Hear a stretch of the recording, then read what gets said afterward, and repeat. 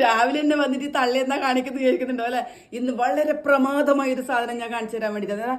കുറച്ച് നല്ലതാ നോക്കിയിട്ട് ടേണ്ടടേ എന്ന സാധനം മനസ്സിലായ? പറഞ്ഞേട്ടെ ഇതാണ് മക്കളെ ഫാഷൻ ഫ്രൂട്ട്. ഇതാ നല്ല പഴുത്ത് തുടുത്ത് വേറെ ഏതോ ലോകത്തിലായിരിക്കും ഇതിന്റെ മണെല്ലാം കേട്ടാൽ പോവുക.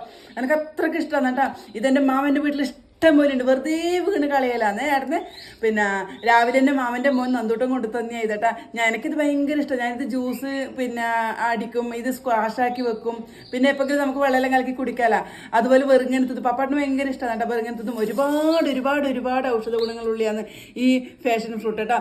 പിന്നെ ഏതെല്ലാം ഔഷധ ഗുണം ഇല്ലയെന്ന് എനിക്ക് പറയാൻ അറിയില്ല. പക്ഷെ കുട്ടികൾക്ക് നല്ലതാണെന്നല്ല, കുട്ടികൾക്ക് ഇമ്മ്യൂണിറ്റി കൂടെ വളരെ നല്ലതാണെന്ന് പറയുന്നൊക്കെ.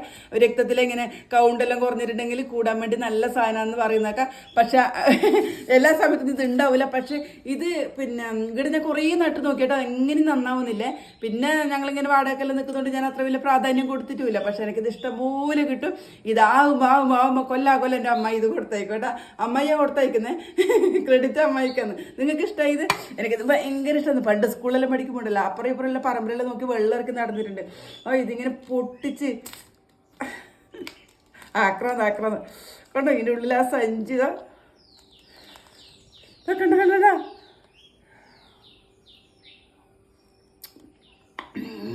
പുളിയുണ്ട് കേട്ടാ. എൻ്റെ അമ്മയോ എന്തൊരു ടേസ്റ്റ്. ആക്കാതെ മൊത്തം പൊട്ടിച്ചിട്ട് എങ്ങനെയല്ലോ പൊട്ടിച്ചിട്ട് കേട്ടോ.